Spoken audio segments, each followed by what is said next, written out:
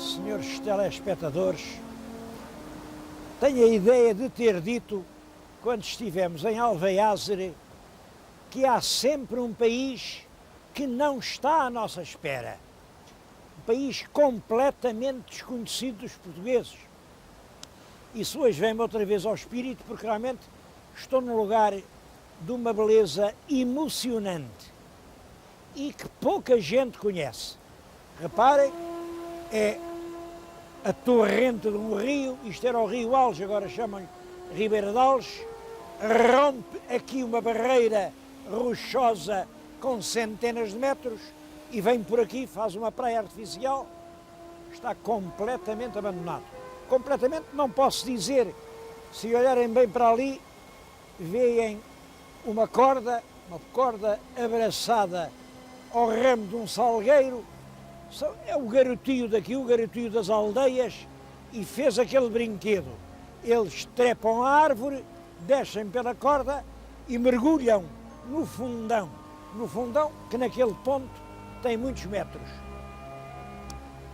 Devo-vos dizer que hoje a Ribeira de Alges, enfim, é apenas um curso de água muito bonito, sem poluição nenhuma. Aqui ainda se podem pescar trutas. Bom, infelizmente cada vez menos, porque havia aí um posto de povoamento de trutas e também isso fechou. Não sei porquê, fecharam isso. Em todo caso, é um curso de água sem nenhuma poluição, nenhuma. Agora parece que vão fazer aqui uma praia fluvial. Isto fica nos arredores de Figueiró dos Vinhos e é fundamentalmente de Figueiró dos Vinhos que eu lhes vou falar. Estou-lhes a falar com este papel na mão, é um papel de 1934 que tinha uma proposta: Figueiró dos Vinhos, estância de turismo. Vejam lá, 1934.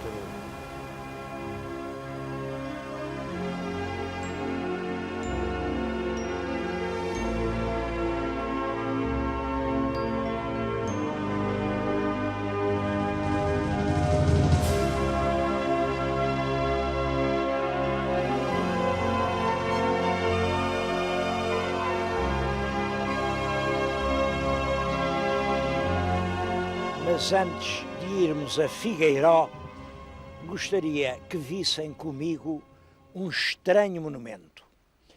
Um monumento que hoje já pouca gente pode ver, porque é um monumento submerso. Eu aproveito esta ocasião, é raro no ano o monumento estar a descoberto, porque hoje está irremediavelmente escondido pela barragem do Castelo do Bode. Este ponto em que eu estou está sempre coberto pelas águas. O monumento vê-no atrás de mim, essas paredes, essas torres, essas chaminés. Ora bem, nem mais nem menos, eu podia lhe chamar a primeira siderurgia portuguesa, mas é um nome um bocado assim sensacionalista. Eles não lhe chamavam siderurgia, chamavam-lhe ferraria.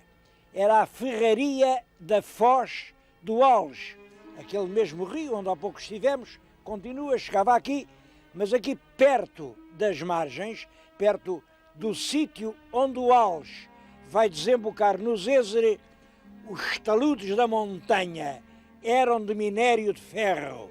Ainda hoje lá se pode ver o ferro misturado com os rochedos. Ora bem, isso fez com que, desde muito cedo, houvesse aqui oficinas de fundição do ferro.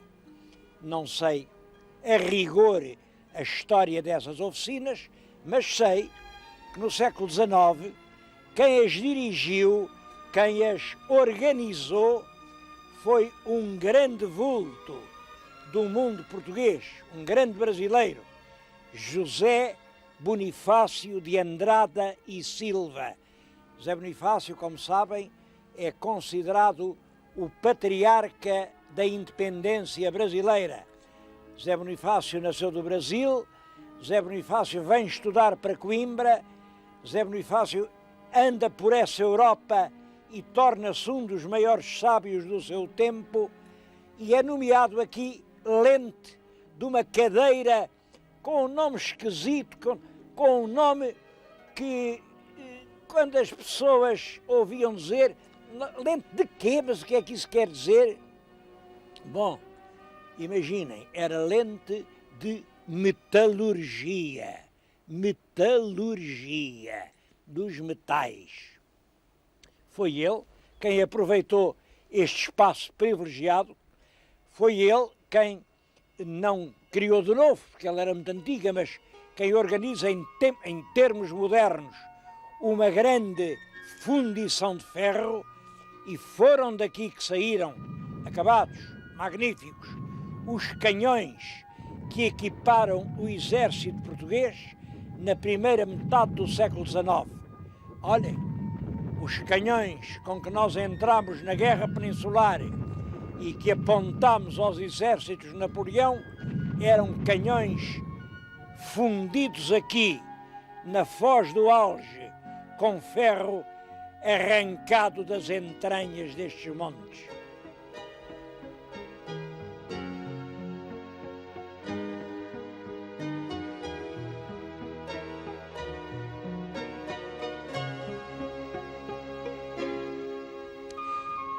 Bem, e estamos finalmente em Figueiró dos Vinhos. É uma expressão curiosa, Figueiró dos Vinhos, e naturalmente quem não conheça isto pensa, há lá imensas figueiras, deve ser um figueiral e vinho, deve haver vinhas e vinhas. Ora bem, o que tem graça é que não há figueira nenhuma e também não há vinho. É um Figueiró sem figueiras, dos vinhos sem vinhas. E também isto tem história e vale a pena pensar nisso. É realmente uma região de floresta. Na Idade Média havia grandes carvalhais, havia soutos, havia a castanha, e isso era o pão do povo. E haveria também, pensa-se, algumas figueiras, poucas, mas a figueira nessa altura era um maná no deserto. Vinham os viandantes pelos caminhos ásperos, pelos sóis ardentes, e quando encontravam 2 ou 3 figueiras, era ali que podiam matar a fome e encontrar um pouco de sombra benigna. Isto é uma hipótese, sei lá se era assim. A verdade é que hoje não há figueira nenhuma. Portanto, é um Figueiró sem figueiras. Dos vinhos, é isso sim, até aqui não há muito tempo, olhem, no princípio do nosso século, estas encostas estavam cheias de vinhas. E, portanto, havia grandes adegas, havia muito vinho, o que agora não há. Não há porque arrancaram as vinhas. E arrancaram as vinhas porquê? Bom, porque os donos dessas vinhas lutaram durante muito tempo para que aqui não se pudessem instalar indústrias. Porque quando há uma fábrica, naturalmente o camponês pede um salário maior. Bom, e os donos ganharam essa guerra. Aqui realmente não há indústrias. E, portanto, foi como eles esperavam. Os salários ficaram sempre baixinhos. Bom, mas quando os salários são baixinhos, os assalariados vão-se embora. E isso também aconteceu. Deixou de haver mão de obra para as vinhas, deixou de haver quem trabalhasse as vinhas, e as vinhas tiveram de ser arrancadas. Arrancadas e substituídas por quê? Agora, isto é importante. Tiraram a vinha, mas alguma coisa tinham de pôr. Ora bem, há sempre, quando a gente acaba com uma situação, ou passa para o degrau de cima, ou passa para o degrau de baixo. Porque a vida é uma escada. É assim. É assim. Bom, eles acabaram com as vinhas e podiam ter ido para uma solução superior, mais rentável. Mas não. foram para a solução de baixo, para a solução mais barata, para a solução mais rápida. Em vez das cepas que davam o sumo da uva, puseram eucaliptais. E hoje isto é uma grande zona de mata onde há cada vez mais eucaliptais. Sempre que arde um pinhal, lá vão pelo degrau abaixo, em vez de pinheiros, eucaliptos.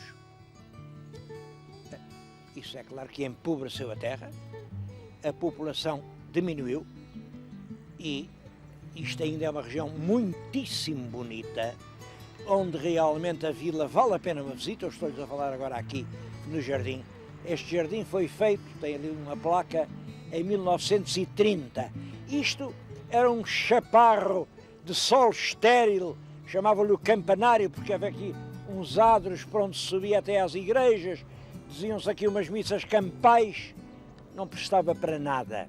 Agora está tudo semeado de belas cameleiras, de magnólias em flor, de cedros, de lauros, de roseiras, e é um dos jardins mais bonitos de todas as vilas da Extremadura. Só para ver o jardim valia a pena vir a Figueiró, mas não só para ver o jardim. É uma terra cheia de encanto. É uma terra diferente por várias razões. Eu acho que uma das razões principais é o cheiro do ar que se respira.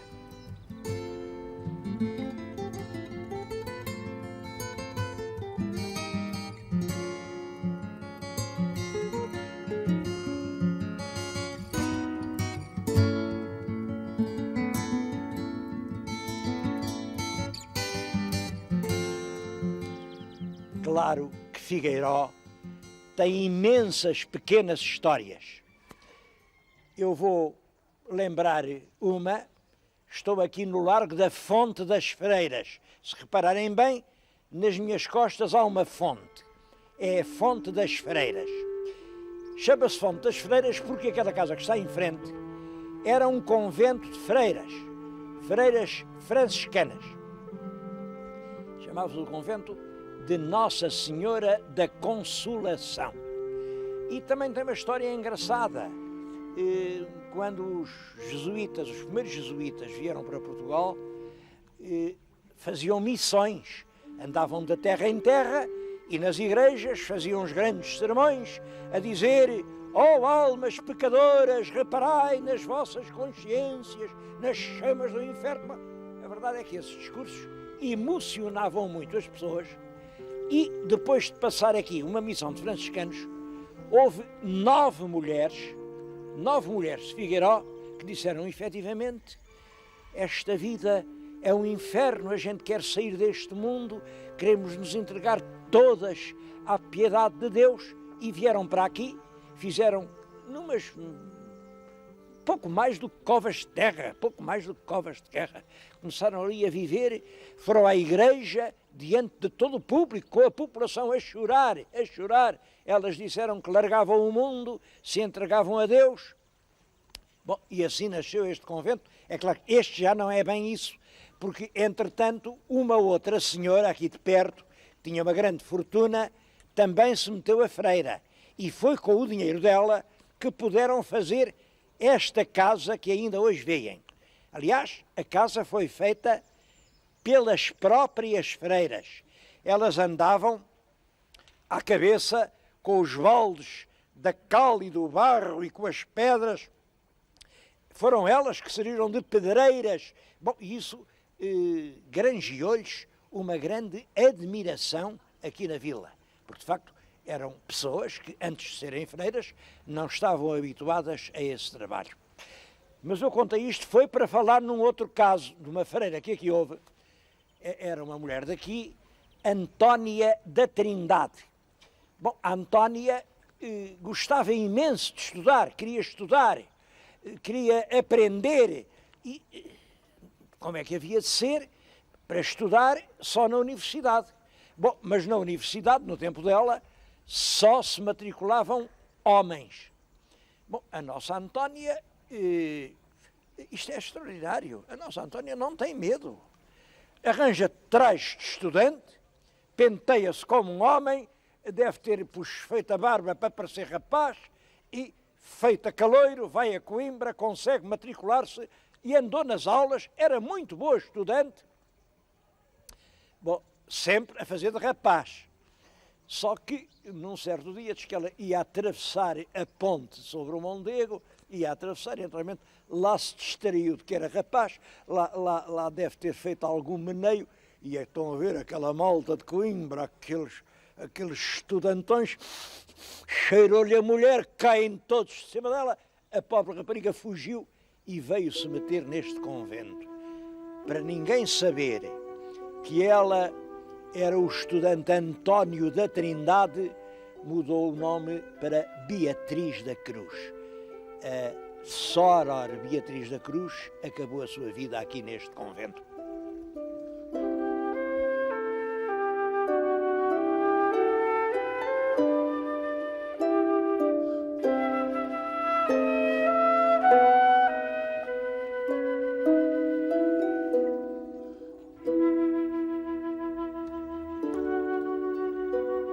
Falei-lhes nas freiras da Consolação, mas ficou por dizer que elas deixaram até hoje um vestígio. Estou aqui numa fábrica de pão de ló, de bolos, é isso quanto nos resta das freiras da Consolação. Bom, os meus telespectadores sabem todos perfeitamente que no século passado, em 1834, o governo fechou os conventos, acabou com os frades e disse, bom, isto frades chega, tudo daqui para fora, mas em relação às senhoras, usou de muito mais consideração. Nessa altura não havia, senhoras eram senhoras, homens eram homens, e as senhoras puderam ficar nos seus conventos até que fossem vivas. Reparem, 1834, as mais novas nessa altura tinham 20, 30 e vêm a morrer aí por 1884, 90. Bom, mas deixaram parentes. Pois eu tenho junto de mim a senhora Dona Manuela Campos, que é bisneta ou tetraneta, eu não sei bem, mas é já há muito tempo, de uma das últimas freiras. Bem, ela não é bisneta sobrinha.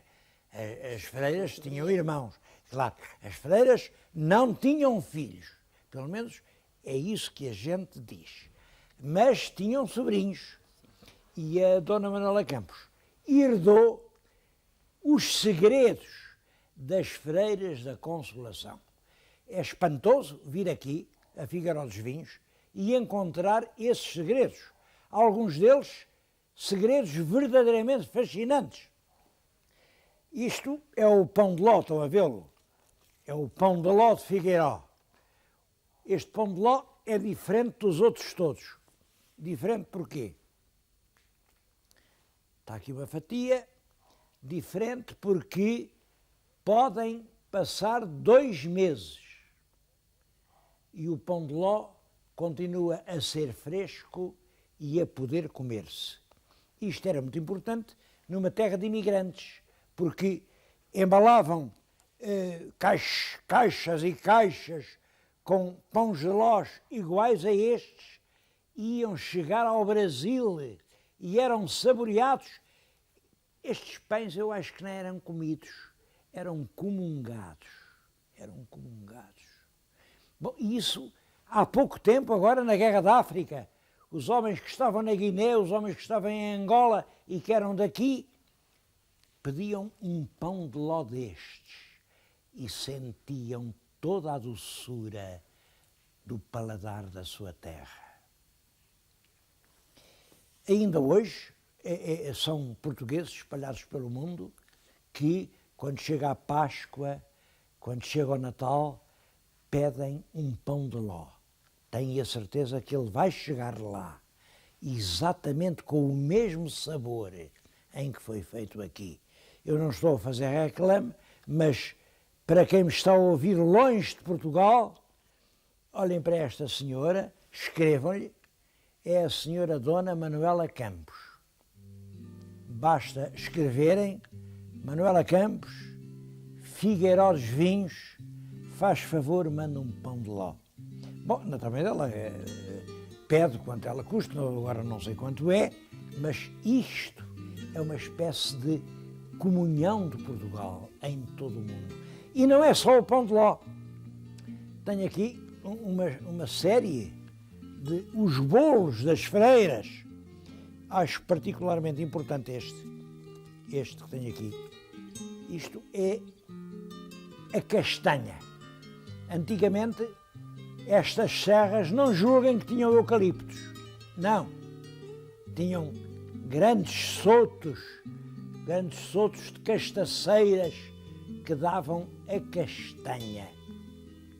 Veio a moléstia, morreram as grandes árvores, mas ficou a tradição das castanhas. Esta é a castanha de Figueiró dos Vinhos.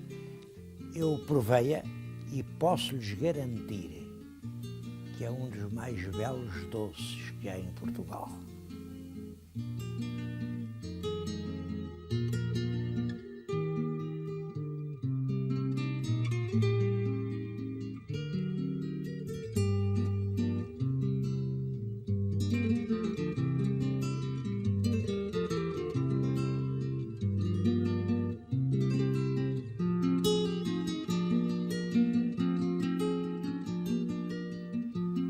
Nasceram aqui, em Figueiró dos Vinhos, dois dos mais representativos expoentes da escultura portuguesa.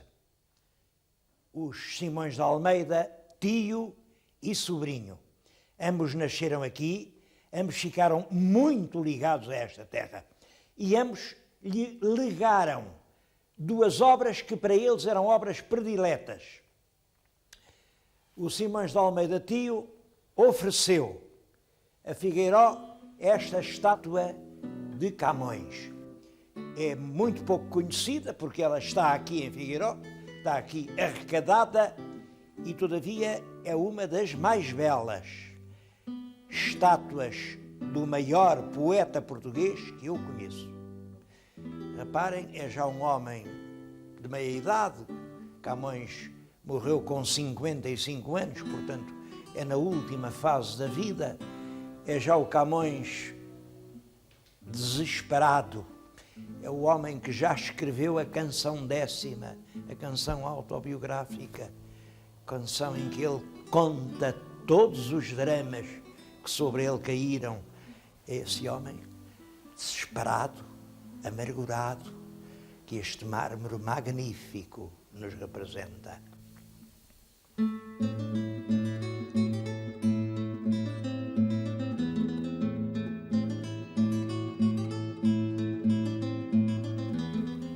O sobrinho, o escultor Simões de Almeida sobrinho, ofereceu a Figueiró, terra onde também tinha nascido, uma peça realmente histórica, nem mais nem menos que o vulto da futura República. É importante notar isto, como sabem, este vulto, que estão a ver ali, este vulto encontra-se em todas as câmaras municipais, porque foi oficialmente assumido pela República como o rosto da República. A República, depois de proclamada em 1910, enfim, assume esta jovem com o barrete frígio, que realmente representa a ideia republicana, manda fazer em formas cópias, centenas ou milhares de cópias, e todas as câmaras receberam uma República. Mas esta foi o estudo inicial. E o que é curioso é que tem a assinatura e a data 1908. Portanto, foi feita antes de proclamada a República. É isso que lhe dá valor, porque depois de proclamada a República, houve muitos republicanos, Mas quando ainda havia monarquia, os artistas corajosos, capazes de plasmarem ali no gesso as suas ideias e a sua fé num futuro diferente, eram poucos. Mas não foi só a estátua do Camões que o Simões de Almeida, tio, ofereceu a Figueiró dos Vinhos. Foi também um grande artista em carne e osso. Pode-se dizer que foi o Simões de Almeida quem ofereceu a Figueiró o grande pintor Malhoa. Malhoa não nasceu aqui, toda a gente sabe que ele era das Caldas, mas o Malhoa andava sempre à procura da luz ideal, a luz para pintar. O Simões de Almeida, que era daqui, um dia disse-lhe o mestre: venha comigo a Figueiró e vai encontrar uma luz diferente de todas as outras. É uma claridade suave, é um céu quase sem sombras. Venha a Figueiró. O Malhoa veio, olhem, gostou tanto ou tão pouco que ficou cá 30 anos. Foi aqui, na casa que estão a ver na nossa frente. É uma casa que lhe fizeram, que boa casa não é muito, eu não acho muito bonita, mas acho que certamente o Malhoa achava, a prova é que a escolheu.